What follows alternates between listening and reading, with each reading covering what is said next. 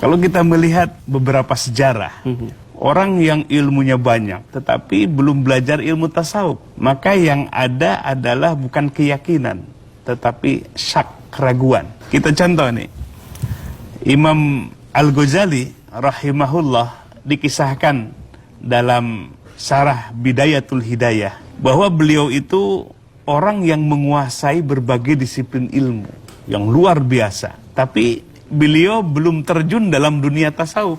Imam Al-Ghazali tambah banyak ilmu, tapi malah tambah syak, ragu dengan ilmunya. Padahal gambarannya adalah kalau ilmu itu nafi, maka akan semakin tumbuh keyakinan. Manizdada ilman walam yajdad hudan lam yajdad minallah ila bu'da.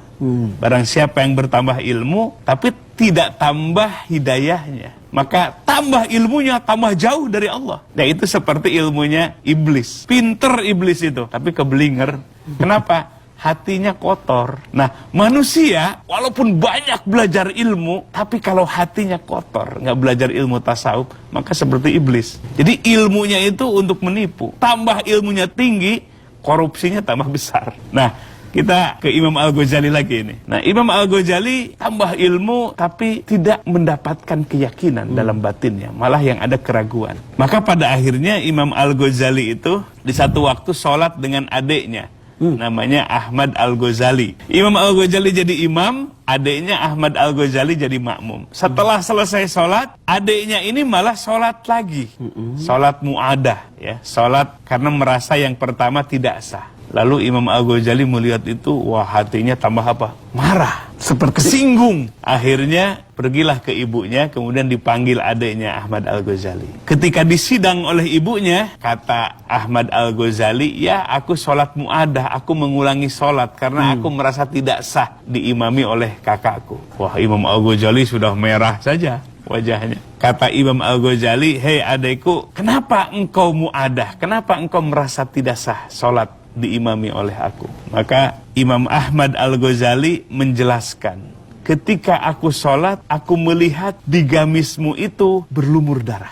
Kata Imam Al-Ghazali, ini gamis yang aku pakai tadi sholat, mana darah? Imam Ahmad Al-Ghazali menjelaskan, yang dimaksud darah, darah hakikat. Aku diperlihatkan mata hatiku melihat gamismu itu berdarah. Kenapa? Karena hatimu ketika sholat dari takbir sampai salam bukan mengagungkan Allah, tetapi hatimu sibuk dengan karanganmu yang belum tuntas. Kebetulan sedang ngarang bab haid, bab darah. Setelah dibongkar oleh Imam Ahmad Al-Ghazali, Imam Ghazali langsung dia merasa itu yang dilakukan dalam sholat. Dia bukan merasakan hudurul qalbi ma Allah, hadirnya hati bersama Allah, mengagungkan Allah, tapi sepanjang sholatnya dia ingat kepada bab karangannya yang belum tuntas. Kata Imam Al-Ghazali dari hati yang jujur, hei adekku, antarkan sekarang juga kepada gurumu.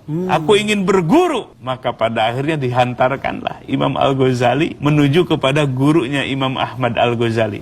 Nah, kebetulan mursyidnya itu tidak dikenal, kurang dikenal. Kalau Imam Al-Ghazali ulama terkenal. Ketika datang, kemudian Imam Al-Ghazali mengatakan, aku ingin berguru kepadamu, maka pada akhirnya, boleh kamu ingin berguru kepadaku, syaratnya bersihkan dulu tuh halaman rumahku. Akhirnya Imam Al-Ghazali dengan sukarela dia bersihkan halaman rumah calon gurunya. Belum diterima.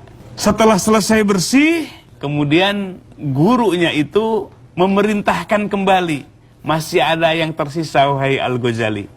Kebetulan ada kotoran. Nah, ini bukan sampah biasa, kotoran.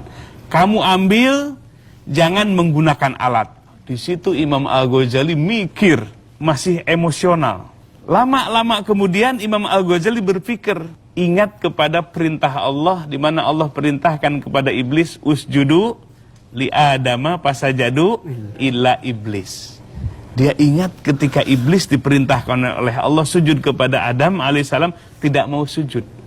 Langsung dia bergegas, siap untuk menjalankan perintah sang guru.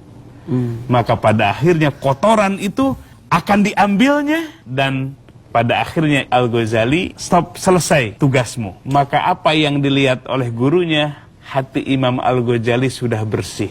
Jadi sebetulnya ini yang disebut tazkiyatun nafs. Jadi setinggi apapun ilmu yang dimiliki oleh manusia, tapi kalau hatinya kotor, tidak akan bermanfaat. Tidak akan memberikan keyakinan dan rasa takut kepada Allah Subhanahu wa Ta'ala.